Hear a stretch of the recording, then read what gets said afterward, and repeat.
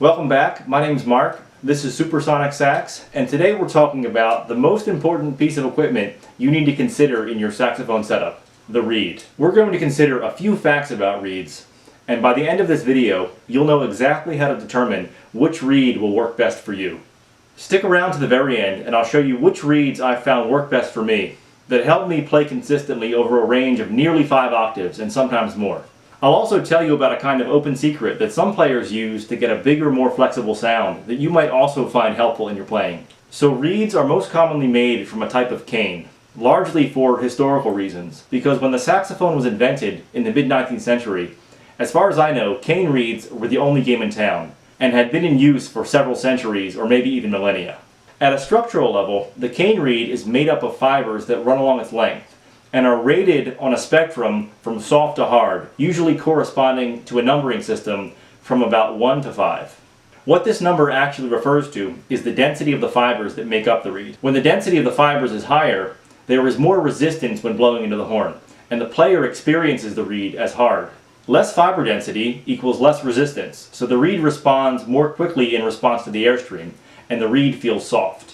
Nowadays, there are many different types of reeds that come in a variety of materials and designs, all of which will have an effect on how the instrument ultimately sounds. Depending on the mouthpiece you're using and how you blow into it, different reeds will respond better or worse for a given setup. This is why you can find professional saxophone players using every possible combination of reeds and mouthpieces imaginable. This is also why some setups that are ideal for one person may be literally unplayable for another. In order to find the reed that works best for you, you only have to ask yourself this one question. Does the reed vibrate efficiently in response to my airstream? And once the answer is yes, you can forget about the reed and get back to practicing. And there you go again, saying to forget things that are super important for saxophone playing.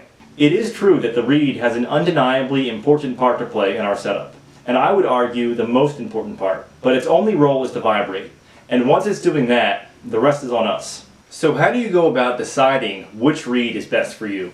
If the reed is too hard, it's going to take a lot of wind power just to get the vibration going and maintain it, which is going to reduce your overall air efficiency. In order to maintain a vibration with a hard reed, you may find yourself playing with too much embouchure pressure, which is tiring to the muscles of the face, and can result in a weak and constricted sound.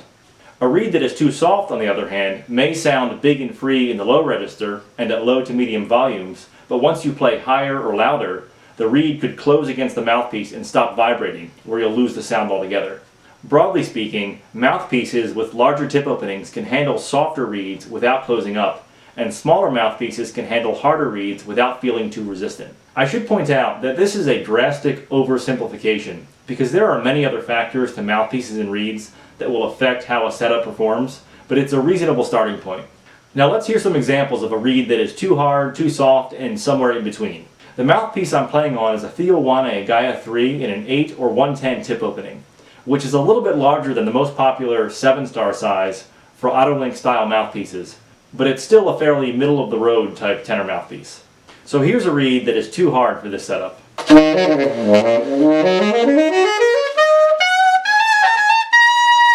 Maybe you can hear that it sounds kind of dead, and also that I'm really struggling just to get the vibration going. Now let's try one that's a bit too soft.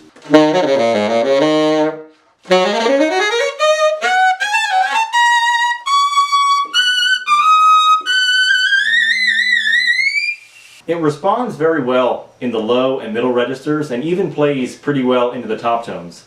But at a certain point, it starts to feel like the sound is losing its brilliance and being choked off a little bit. Many saxophonists might not need or want to play that far into the upper register. So this reed, which feels too soft for my purposes, may actually be perfect for somebody else. And now here's the reed I typically use with this mouthpiece, which allows me to do everything I want, providing an ideal balance between free blowing and a healthy amount of resistance.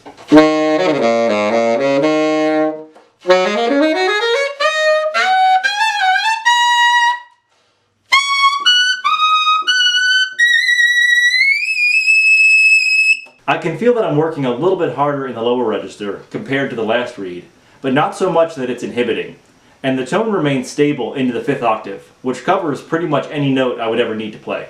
So as a general summary, the reed needs to be soft enough to respond easily to the airstream, but hard enough to maintain tonal stability across the full range of the instrument.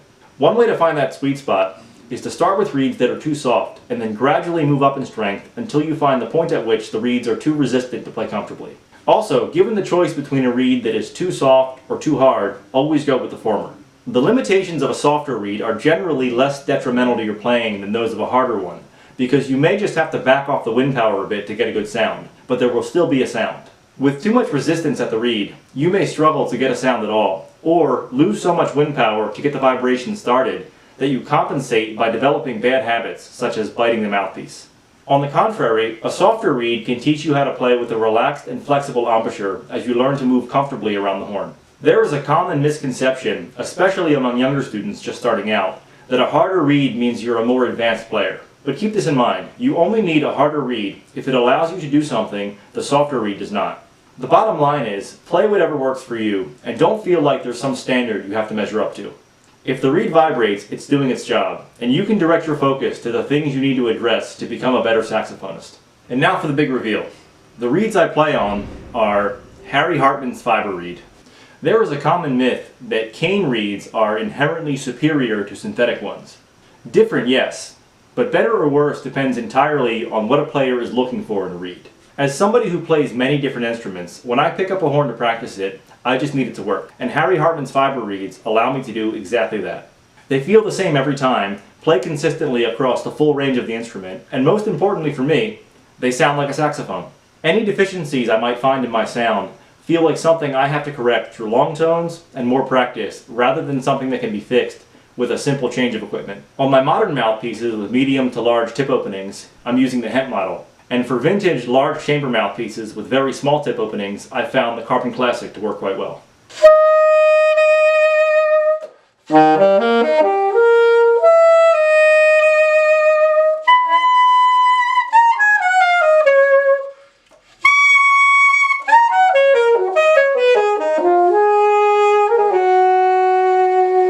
If you've tried synthetic reeds in the past and thought, well, this is good, but it's still missing something, I would strongly encourage you to give these a try, because I don't find them to be just good for a synthetic reed, but simply great reeds, period.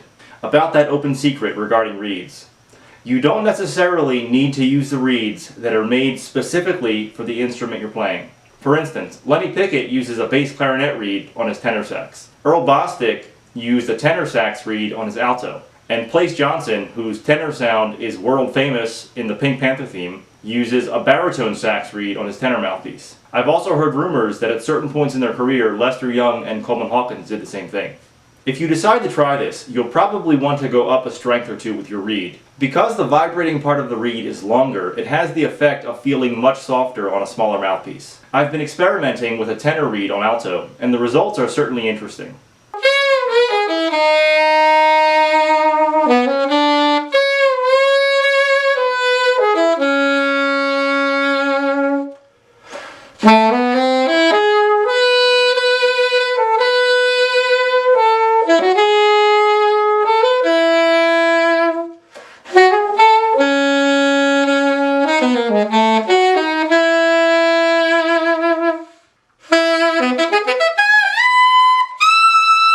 In the end, whatever reed and mouthpiece combination you use, there's always going to be compromises, so we have to decide if the pros outweigh the cons. So ultimately, if the reed vibrates and responds well for us, that's all that really matters.